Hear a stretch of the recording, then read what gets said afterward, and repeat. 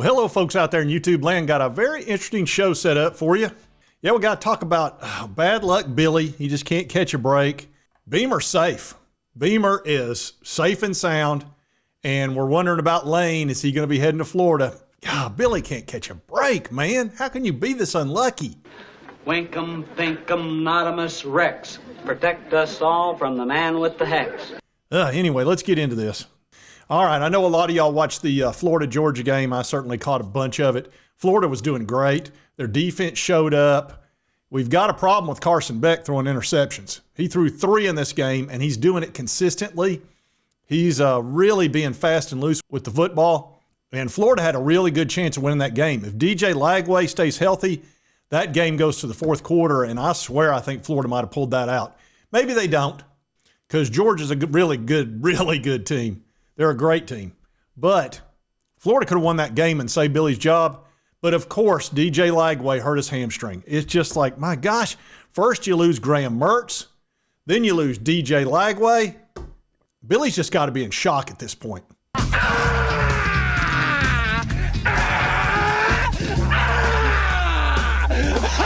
I mean, it's incredible. How many bad breaks can you get? And then he's got that horrible schedule. I mean, you look at what's left, and it's just ridiculous. I mean, they're coming off 3 out of 4 wins. They almost beat my Tennessee Vols. They might have beaten Georgia if not for bad luck. And now they got to play Texas, LSU, and Ole Miss right in a row. I mean, what kind of a crap is that? Georgia, Texas, LSU, and Ole Miss? I mean, who sets that man up for this crap? It's absolutely ridiculous. It's unfair. They must hate, the schedule maker at Florida must hate him. And now he's going to have to go with his third string. Basically, sorry, but it's probably basically the water boy. I mean, look, you cannot lose your top 2 quarterbacks and expect to compete with the Texas Longhorns or the Georgia Bulldogs. It's just impossible. So, unfortunately, he's probably going to get screwed out of this job that he was going to save. But with his recruiting the way it's going, there's no way he's going to be able to beat Texas with the third-string quarterback who's a freshman. I mean, that's just you saw what happened to Florida State last year when they lost their quarterback. It's just not going to happen. And the Florida Gators were turning around. They were starting to get on the Billy bandwagon. They were, talking about maybe not firing him. I'll give you a prime example right here. These are 2 of the biggest Florida Gator YouTubers. What we're feeling and what we're thinking, and is it moral victories? Fire Billy, keep Billy. I mean, we're back to complete shambles, right? The Gator Nation is at each other's throats. Everyone's yelling at everybody. Nobody knows how to feel. And I don't know if I'm going to give you a great answer or give you how you should feel. But we'll talk through this thing, and half of you will obliterate me in the comments. Half of you will say, I agree, and half of you won't say anything, right? That doesn't work out in math, but you get what I'm saying. You get what I'm putting down. So yeah, they don't know what to do. I completely understand. I don't know how you fairly rate this. The guy was on the come up. They're getting ready to beat the Georgia Bulldogs. They've won 3 out of the last 4, almost 4 out of the last 4. The defense has been looking great. I mean, how do you not get on the bandwagon a little bit and then, boom, they lose their second quarterback? It's just, it's something else. Now I'm going to show you Allie Peak from Peek Into the Gators. All right, Gator fans. Well, the world's largest outdoor cocktail party was a heartbreaker for more reasons than one. The Gators lost to the Bulldogs 34-20 at Everbank Field yesterday. And I think if you just looked at the ESPN ticker, let's say you're not a fan of either one of these teams and you're just watching it scroll along the bottom, you probably thought that Georgia took care of business and beat a team that they should beat and that Florida was never really, even in it, right? That is not what I saw on Saturday when I watched this game. I watched a Gator defense that was ready to play and really took advantage of Carson Beck's mistakes. I think that there were a lot of positives that I saw on Saturday. And, yesterday on social media, I really wanted to be able to highlight that. Social media was interesting to watch yesterday, though. I feel like there are very strong opinions on who this loss falls on and whether or not the injury to Lagway affects Napier being retained.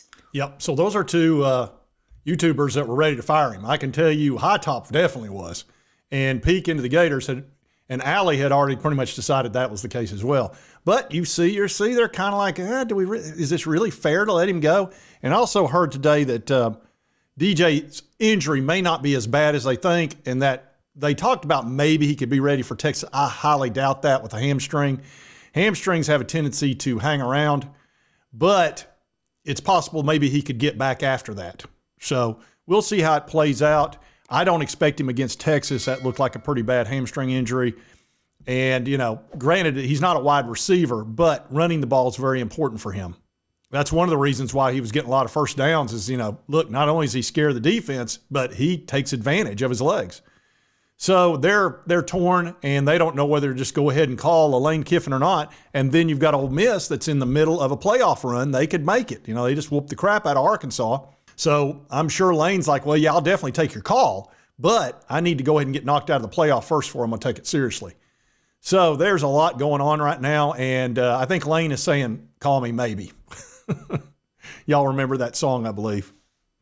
Anyway, that's what's going on in Florida. They're up in arms. They don't know what to do. They really don't. They were all ready to fire him, throw him out, and throw the luggage out with him. Now they're like, well, are we really being fair to the guy? And it's $26 million to get rid of him, plus another $5 or $6 million for the assistants. I would give him another year personally. No, I probably wouldn't. I'm worse than the Florida fans. Anyway, that's what's going on with Florida. Now we got to talk about Beamer ball. Shane Beamer is having a good season. Holy crap, the defense looks great.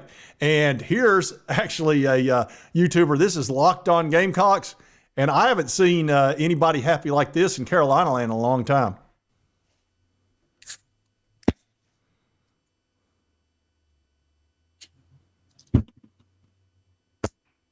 $44-20.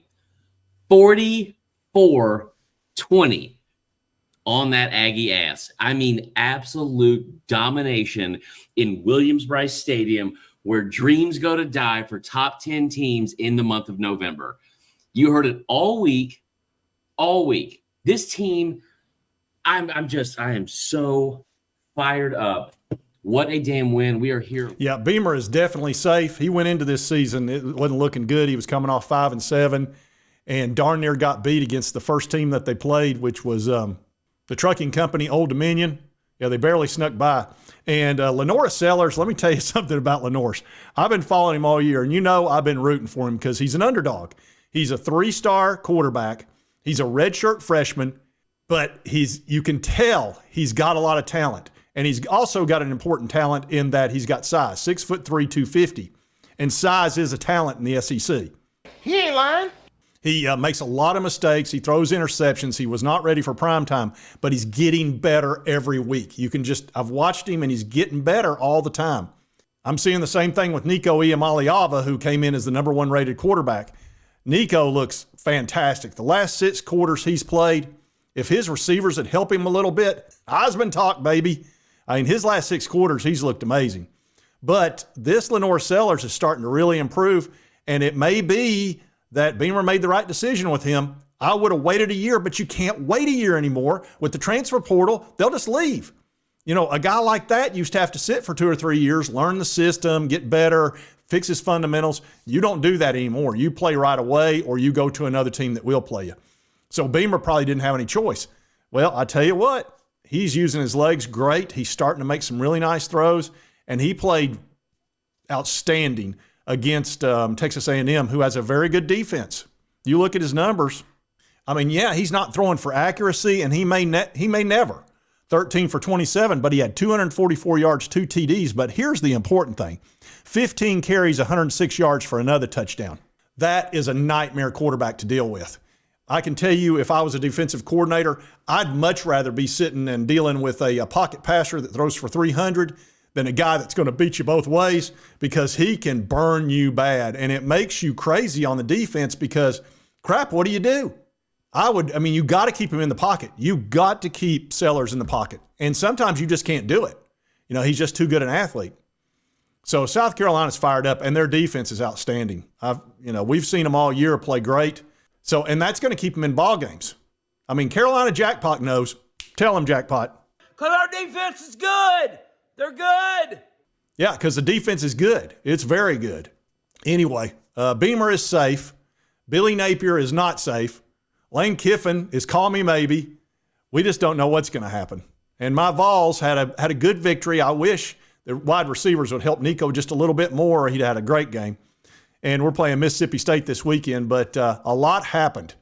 Texas A&M, a very good team. They lost. They're no longer undefeated. Clemson lost. They're no longer a one-loss team. Penn State lost, who was an undefeated team. Now they're 7-1. That's pretty interesting. Iowa State got beat.